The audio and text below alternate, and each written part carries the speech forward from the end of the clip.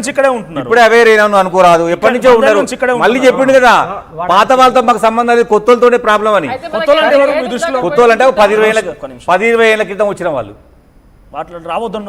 రావద్దని ఏం లేదు, మంచిగా చేయమంటున్నాం మేము. మంచిగా అంటే జిఎస్టీ కట్టాలి, రసీదు ఇవ్వాలి, నకిలీ చేయొద్దు, డూప్లికేట్ ఎవరు చూడాలి? జిఎస్టీకి అనుబంధమైనటువంటి నెంబర్ వేయడండి. వాళ్ళకి అసలు డిజిటల్ మనీని ఎంకరేజ్ చేయరు, వాళ్ళు మొత్తం మనీ తీసుకుంటారు. లేదు, నువ్వు ఓల్డ్ సిటీకి పో, డిజిటలైజేషన్ ఉంటుంది, వాళ్ళకి డైరెక్ట్ డబ్బులు ఇవ్వాలి. ఒకవేళ ఎవరైనా తెలియక డబ్బులు లేకపోతే వీళ్ళు కట్టాల్సిన జిఎస్టీ కూడా వీడే కట్టాలి, కన్జ్యూమరే కట్టాలి. లేకపోతే వాళ్ళ పర్సనల్ అకౌంట్ నెంబర్ ఇచ్చి డబ్బులు కొట్టించుకుంటారు అందులో తప్ప జిఎస్టీకి అనుసంధానమైన అకౌంట్ నెంబర్ వాళ్ళు. దుర్మార్గాన్ని బట్టబయలు చేయాల్సింది మా బాధ్యత గల పౌరుడిగా మేము కూడా చెప్తాం గవర్నమెంట్ కి. ఇన్ని రోజులు ఎందుకు చేయాలి, ఇప్పుడు ఎందుకు వచ్చింది? అరే ఇప్పుడు ఇన్ని రోజులు చేయాలి, ఇప్పుడే చెప్తాం, తప్పేముంది ఇందులో? ప్రభుత్వాలు చేయాలి కదా, జిఎస్టీ అధికారులు చేయాలి, ఐటీ ఎంప్లాయీస్ చేయాలి, ఐటీ అధికారులు అందరూ చేయాలి కదా. అందరినీ బురిడి కొట్టిస్తారండి వాళ్ళు.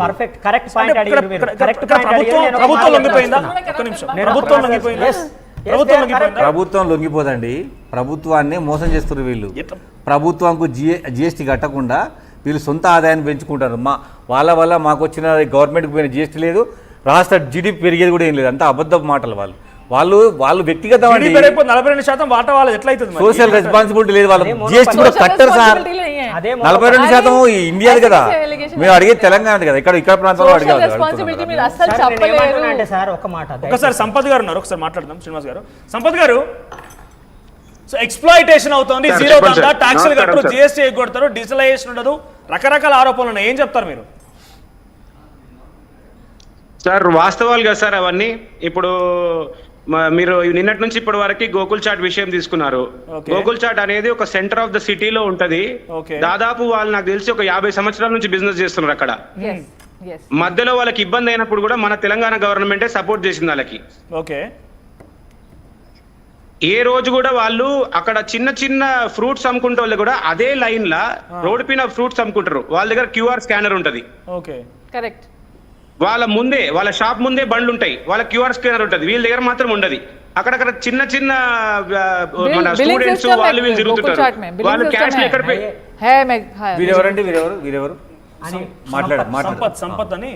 సంపత్ గారు అంటే గోకుల్ చాట్ కూడా ఎక్స్ప్లాయిట్ చేస్తోంది. వీళ్ళంతా నిజంగా ఇక్కడ ఈ మూవ్మెంట్ కరెక్టే అంటారా? తెలంగాణ బచావ్ మూవ్మెంట్ కానీ మార్వాడి గో బ్యాక్ ఈ మూవ్మెంట్స్ కరెక్టే అంటారా? సార్ మార్వాడీలని 100% మేము రెస్పెక్ట్ చేస్తాం సార్. నా స్ట్రేట్ ఫార్వర్డ్ క్వశ్చన్ సార్ ఒకటి, ఇప్పుడు వేరే రాష్ట్రాలకు పోయి మన తెలంగాణ వాళ్ళు అక్కడ వ్యాపారం చేయగలుగుతారా? చేయలేరు. ఎందుకు చేయలేరు? ఇప్పుడు గుజరాత్ విషయాన్ని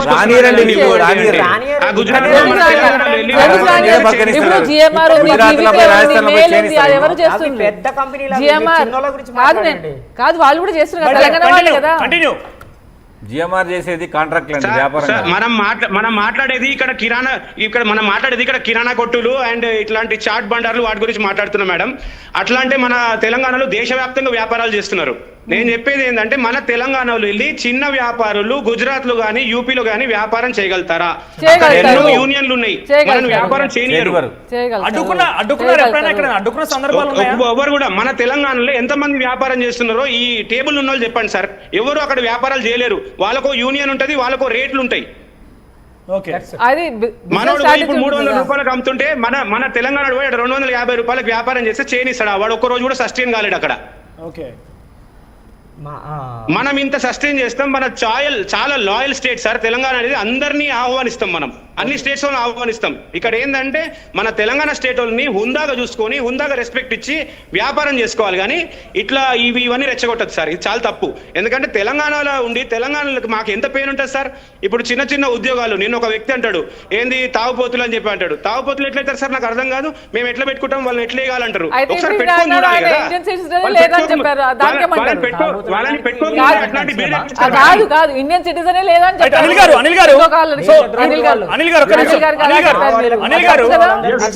సంపత్ గారు మాట్లాడిన మాటలు మీకు కన్వే అయినాయి అనుకుంటున్నాను నేను. సో రాజస్థాన్ నుంచి, గుజరాత్ నుంచి, ఉత్తరప్రదేశ్ నుంచి, వివిధ రాష్ట్రాల నుంచి వచ్చి ఇక్కడ స్థిరపడ్డ వాళ్ళు ఉన్నారు. ఇక్కడ నుంచి ఎవరైనా వెళ్ళి అక్కడ వ్యాపారాలు చేసిన వారు ఉన్నారా? అవకాశం కల్పిస్తారా? అక్కడ చేస్తున్నారు, ఖచ్చితంగా కల్పిస్తారు.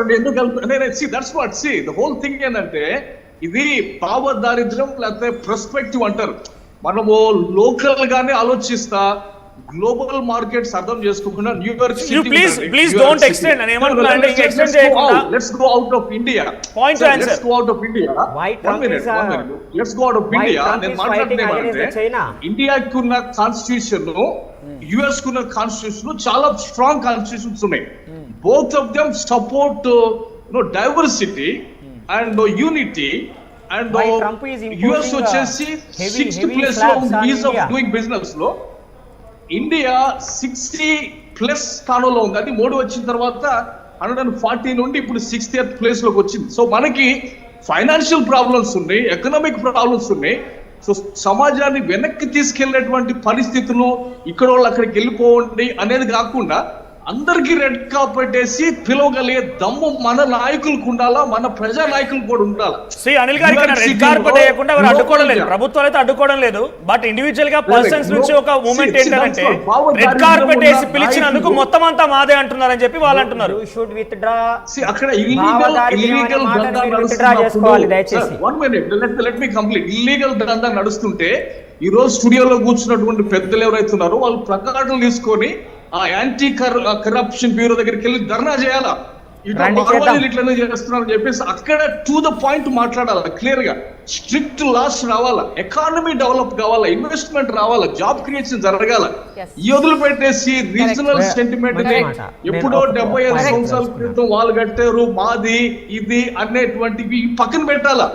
అందరినీ ఆహ్వానించి క్యాపిటల్ ఇండియాలోకి వచ్చినట్టుగా మన రాష్ట్రానికి వచ్చేట్టు చేసుకొని మన రాష్ట్ర ఇమేజ్ డ్యామేజ్ కాకుండా చేసుకోవాలి. ఇప్పుడు కేటీఆర్ గారు, కేసీఆర్ గారు, రేవంత్ రెడ్డి గారు కానీ they are fighting to see state develop అవుతుందంటే వీళ్ళు నేషనల్ న్యూస్ స్టేట్ ఎప్పుడు డెవలప్, ఒక నిమిషం, టు మై నాలెడ్జ్ స్టేట్ ఎప్పుడు డెవలప్ అవుతుందంటే బిల్డింగ్లు కట్టినంత మాత్రాన, ఫ్లైఓవర్లు కట్టినంత మాత్రాన ఇన్వెస్ట్మెంట్ వస్తారు. ఇన్వెస్ట్మెంట్ ఎవరికి? ఇన్వెస్ట్మెంట్ ఇక్కడి వాళ్ళకి లాభం జరిగినప్పుడు ఆ ఇన్వెస్ట్మెంట్ వల్ల, ఒక నిమిషం, ఆ ఇన్వెస్ట్మెంట్ వల్ల తెలంగాణ పబ్లిక్ కి, తెలంగాణ ఎంప్లాయీస్ కి, తెలంగాణ కార్మికులకి, కర్షకులకి లాభం జరిగితే స్టేట్ డెవలప్ అవుతుంది. ఇక్కడ బిల్డింగ్లు కట్టినంత మాత్రం స్టేట్ డెవలప్ అవుతుందంటే నాకు అర్థం కాదు.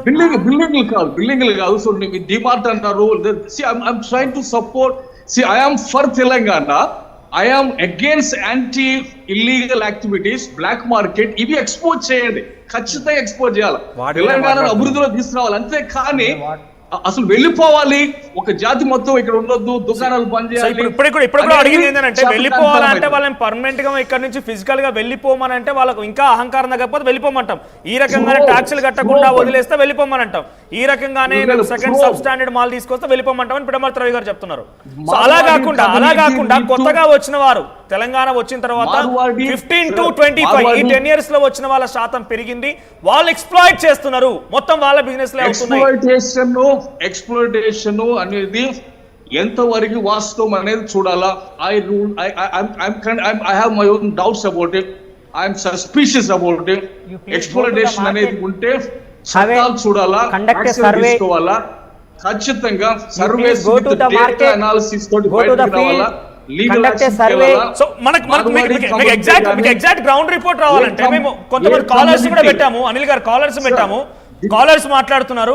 శ్రీధర్ ఫ్రమ్ ఖమ్మం, శ్రీధర్ గారు మాట్లాడుతున్నారు. అనిల్ గారు ఒక నిమిషం, మీకు ఎగ్జాక్ట్ గ్రౌండ్ అని అంటే పబ్లిక్ నుంచి మాట్లాడదాం. పబ్లిక్ కాలర్స్ ఉన్నారు. శ్రీధర్ గారు మాట్లాడండి ఖమ్మం నుంచి. నమస్తే అండి సార్. యాక్చువల్ గా ఇప్పుడు మార్వాడికి గో బ్యాక్ అంటే కొద్దిగా కొన్ని రీజన్స్ ఉన్నాయి కాబట్టి అట్లా అన్నారండి. సో ఏంటంటే మన ఖమ్మంలో చూసుకుంటే మాత్రం అభివృద్ధి గల్లీ మొత్తం కూడా మార్వాడికే ఉంటారు. సో ఏమైతుందంటే అక్కడ మన ఉద్యమ నాయకులు చెప్పినట్టు కూడా వాళ్ళు కనీసం ఒక వస్తువు ఇచ్చేటప్పుడు కూడా ఒక రిక్వెస్ట్ తో చేయరు.